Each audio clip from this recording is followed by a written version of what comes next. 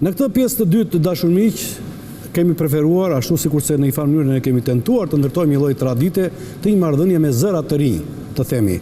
Sot kemi një personazh, i themi politik, por dhe jo politik për arsye thjesht sepse Ibsen Elezi, unë s'po i them zoti Ibsen Elezi, po i them Ibsen Elezi, kështu më pëlqen, kam krijuar një simpati nga ekrani prej momenteve të debatave të para që ka krijuar për atë që quhet demokracia e vërtet brenda Partisë Demokratike.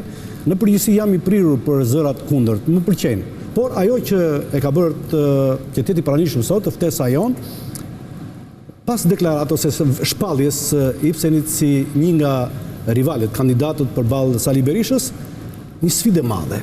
Së pari, të uroj mirëseardhjen, faleminderit që pranuar ftesën tonë. Mirë se ju gjeta. Më dhe unë pëse në distancë ju kam miqë. Ju kam miqë, Gjefrin e kam gjysë nga Kuksi edhe ju jemi bo miqë se 30 vjetë në ekran. Nuk kemi shku në herë. Edhe në këtë kuadër do ishe shumë interesante. Edhe ne kemi të paktën rreth një vit e gjysmë kur ju realisht jeni bërë pjesë e këtij debati televiziv në ekranet ndryshme, qoftë në raport me Lulzim Bashën, qoftë më mbrapa edhe me liderin historik të Partisë Demokratike Sali Berisha. Në këtë rast, pse pranove edhe pse ishte në një kohë të dytë që të sfidoje Sali Berishën? Jo, nuk është se pranova, po ishte vetëm një alternativë që mbeti, për shkak sepse nuk pat. Si rregull duhet këtë grupe të organizuar që nxjerrin një individ, ose individ veçantë që marrin barra përsipër, sepse zakonisht kur je vetë është më e vështirë në politikë. Si kudo, në grup punë bën më thjesht, sepse po shifja që nuk kish alternativë. Dhe po shifja që ajo që Sali Berisha pas 11 vjetorit po i ofronte demokratëve ishte e njëjta gjë si modeli Lulzim Bashës. Dhe për forcë sinercisë duhet ta kundërshtoja. Po, në këtë momentin që u nise në këtë garë, kush është qëllimi? Se do më falësh, që t'jemi sinqert. Humbja është në xhep. Humbja është në xhep në çfarë kuptimi? Në kuptimin që Sali Berisha është një lider që ka mbështetjen dhe tregoi gjatë kësaj kohe vërtet që ka një bazë të fuqishme që e mbështet. Realisht i kemi parë, i kemi ndjekur foltoren, e ndoqëm edhe në atë takimin e 11 dhjetorit, që të jemi kështu pra flasim në këndvështrimin e parë. Lider të bën ose të zhbën ajo që bën. Pikërisht pra. Dhe unë mendoj që pas 11 dhjetorit Sali Berisha u zhbë si lider. Dhe kjo është e dhimbshme edhe për mua. Është e dhimbshme për gjithë demokratë, sepse kur zhbëhet një lider është shumë e vështirë për të ndërtuar një lider tjetër. Po një lider që s'pranon debatin, kur e premton debatin. Një lider që del edhe thotë që do kthus demokracinë e brendshme ku e shkel në çdo aspekt demokracinë e brendshme. Një lider thotë që do ikim nga emrimet dhe përfundon të emrimet, domethënë njeriu me veprimet e veta gjbën veten, dhe Sali Berisha e gjbëri dhe fatkeqësisht faktet e tregojnë dhe nuk kemi ku shkojmë pa e pranuar. Ibsen, ti mendon se me Sali Berishën nuk ka të ardhmë me Partia Demokratike? Jo, kjo është e sigurt. Është e sigurt që s'ka. Është e sigurt. Domethënë këtë besoj e ka kuptuar elektorati jashtë, sepse njerëzit që janë vorbull kanë më të vështirë se sa njerëzit që e shohin nga jashtë vorbullët. Se vorbull rrotullohesh dhe të merren mend aty mrena. Po je jashtë vorbull e shes se si lëvizin gjërat. Po njerëzit mrena aty e kanë pak vështirë, sepse t'ju thush që do ikë Sali Berisha, thotë kush do e zëvendësoj. Njerëzit nuk e kuptojnë që këtu luftohet për model. Dhe njerëzit janë mësuar, kaq vjet i kanë mësuar ta ndërtojnë argumentin, është e keqja më e vogël. Ne duhet fillojmë ta ndërtojmë argumentin kush është e mira më e madhe, jo e keqja më e vogël. Ju Ibsen përdorët nëpërmjet 2 videove të shkurtra për të bërë diferencën midis Sali Berishës në një deklaratë të shkuar dhe një deklaratë tashme për treguar që me të vërtetë nuk është ai njeriu që bën debatin dhe mban fjalën. Videoja tregon se si demokratëve ju premtoi që do ketë një garë me primare. Primare shkalla më e lartë e organizimit një debati. Ne s'po i kërkojmë primare Sali Berishës, po i kërkojmë thjesht debat mes personave. Debati mes nesh dysh evidenton vlerat të ato që na ngjojnë. Në 30 vjet është heq debati dhe çfarë thon? Ty dhe mua na caktojnë se si do jemi. Pra, e kanë kthyer me heqjen e debatit në demokraci, sistemin e kanë kthyer në sistem kacavierje, servilizmi. Pra ne duhet kacavierrim diku që të bëjmë përpara. Sa ndihesh i mbështetur Ibsen? Ka shumë demokratë që domosdoshmë e mbështesin dhe domosdoshmë nuk është se nuk ka njerëz që nuk e kuptojnë. Çështja e besueshmërisë është sepse një person nuk mund për të krijuar si aktor, ju keni dashur të punoni 10-15 vjet për të arritur në staturën që tishit ky që ju njohin opinioni publik, që të njeh opinioni publik. Edhe në politikë kjo është, nuk ka, duhet qëndrueshmëri. Qëndrueshmëri që ti të arrish edhe të besohesh, se ti mund të thush diçka dhe nuk je i besueshëm për shkak se s'ke dhënë prova. Dhe unë po bëj këtë që unë duhet jem i besueshëm te demokratët. Por në këtë kohë unë ju them demokratëve që nesër kur të votohet Sali Berisha, ju mos të thoni që ne nuk patëm alternativë, sepse unë po ju tregoj thjesht dhe dukshëm se kjo frym që Sali Berisha dhe kjo rrugë që Sali Berisha po ndjek, qoftë edhe bashkimit që thot ai nuk sjell fitore, sepse po të bashkosh copa që janë ndarë dhe janë bërë pis me njëri tjetrin, kaq shumë edhe po ti bashkosh nuk prodhojnë efekt. Nësa unë them duhet ta hapim ndaj shoqërisë, ta bëjmë ta shumë fishojmë. Nëse du mundim Ramën. Ka shpresë. Shumë fishimi. Unë po bëj përpjekjen. Vë luftën, jo përpjekjen. Përpjekjen ose përderisa është kthyer në aksion politik. Kjo është e vërtet, mund të thesh, mund ta quaj fare mirë që kjo është një luftë. Unë e bëj këtë me kënaqësi, e bëj pa stres fare. Jam i revoltuar për faktin sepse kur shoh për shembull që njerëz që deklarojnë votën, tjetra e vjedh votën dhe spyt. Dhe thot unë do bëj karrierë, kjo është fyrje çdo kodi etik moral. Interesante, dua thjesht si mos më vjedhi votën Albana Vokshi. I thatë ju, deklarata ishte juaj. Jo, deklarata ishte ime. Albana Vokshi është mësuar të manipulojë gjitha proceset e Lulzim Bashës. Sali Berisha tash i thot që ne me Albana Vokshin do ndërtojmë një proces të ndershëm, nuk shkon. Sepse një hajdut nuk mundesh ti ta vesh në krye të një institucioni që do të ndërtosh pas. Ajo doli dhe bëri deklarata që janë të pasqyruara në kamera. Ato, jo kjo e fundit, nuk po them. Ka manipulu proces verbalet për 13 qershorin, për 2021-shit, për korrikun e 2020, ka shumë proces verbale që kanë manipulu këta. Më thënë, Dëmën këtë që dini ju në fund, 5.000 vetë në 1900 karrike është fenomeni Albanës, kë nuk është lulje e kopje nga Albanët.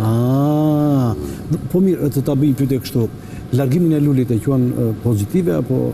Largimi i Lulit si individ, edhe Berisha si individ, njerëzit duhet ta kalojnë stadin e urrëties personale dhe në politik fillojnë e krijojnë një urrëtie personale.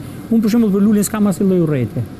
Modeli që ndërtoi Luli ishte i rryer. Ishte një deklarat Ibsen e Qimpekës që foli si në emër të PD-s, tha ne. Dhe kur themi ne është shumë, është PD-ja. Tha që ne nuk bëjmë kompromis me Amerikën, kontestojmë Amerikën. Po nuk ja marri me gojë. Kështu ka gjithë apo jo? Kurse Rama e ka të nevojshme t'ja marri me gojë Amerikës. Çfarë është kjo deklarë? Ishte me të vërtetën po. Kjo është ndo Qimpeka, nuk e di se sa mund ta identifikojë veten me PD-n dhe ne, që kur përdor. Kështu deklaroi, ne tha. Po mirë. Ne tha në shumës. Unë bëj humor se e njoh Qimin edhe i them Qimpyka ne herë dhe ngulfika Qimpyka rrezniku i ngun. Tash të them një diçka. Amerika dum është një model i demokracisë botërore. Po. Në këtë rast ambasadorja ka kaluar ca saqe dhe korniza, po unë nuk mund të marr përsipër ta gjykoj ambasadoren. Unë ambasadorin e kam kritikuar për faktin sepse ambasadorja në momentin që fut dhe na tregon, domethënë nuk respekton disa rregulla bazë, nuk është se i bën dëm ambasadores, po i bën dëm imazhit Amerikës. Dhe po të vrasësh imazhin, ti më ke vrarë shumë më shumë mu fakte, më ke vrarë diçka shumë madhe sepse imazhi është ajo që na udhëheq. Nga 180 sa ndihesh i urryer nga këta simpatizantët të mbështetësit e Sali Berishës? Nga se mbështetësit e Sali Berishës 4-5. Se e din janë ndërgjeshëm të 5 që atjetër. E din edhe atë vetë. 4-5 shkojnë, po nuk e kalojnë 5, se thonë 5 e din që ky joni e ka fliq, po s'kemi ç'a bëjmë.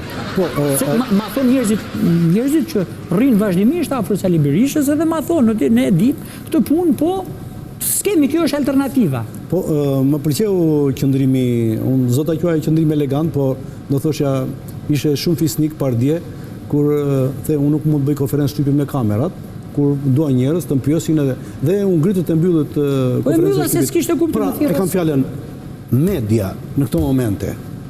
Nuk ju ndjek qoftë edhe këta që mbahen si të pavarur akoma? Të them një diçka, unë medias duhet t'i falenderoj. Sepse po mos ishte media, tash këtë duhet ta them me sinqeritet. Ka qenë edhe përpjekja ime për t'u bërë zë publik, po edhe medias që jo gjitha. Sepse ka media që janë kontrolluar dhe ato e kanë me vendim të redaksis tyre filani nuk duhet dalë. Dhe unë s'kam nevojë t'i përmend sot këtu. Për shembull, po Çimi për shembull, edhe pse një dhe njihemi dhe jemi nga e njëjta zonë, Çimi nuk mund ta hap dyert e televizionit vetë për mua për shembull. Dhe unë mirë kuptoj atë. Dhe po të më thotë ai nuk shkoj se s'du t'i prish punë. Por janë gazetar dhe njerëz të medias që mua më kanë dhënë mundësinë të flas. Se po ta mohoj këtë unë do isha mos mirënjohës. Po atë ditë unë nuk e di se ishte cila ishte arsyeja, po nuk kishte kuptim, ishte edhe natyra që unë mund ta jepja edhe pa bërë zhurmë. Po ishte natyra e intervistës që donte komunikim. Dhe unë nuk e mora vesh arsye, ndoshta ishte koha e papërshtatshme, por nuk e pata me gazetar.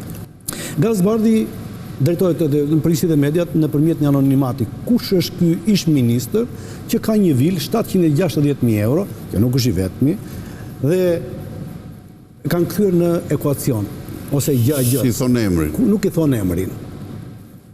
Një, kjo. E dyta, kjo gjë fokusohet edhe në krahun e këtyre që janë në pushtet. Pra, po ti marrësh, ti vendosësh në një kënd, pak a shumë duken sikur janë të njëjtët në fatet që kanë zgjedhur.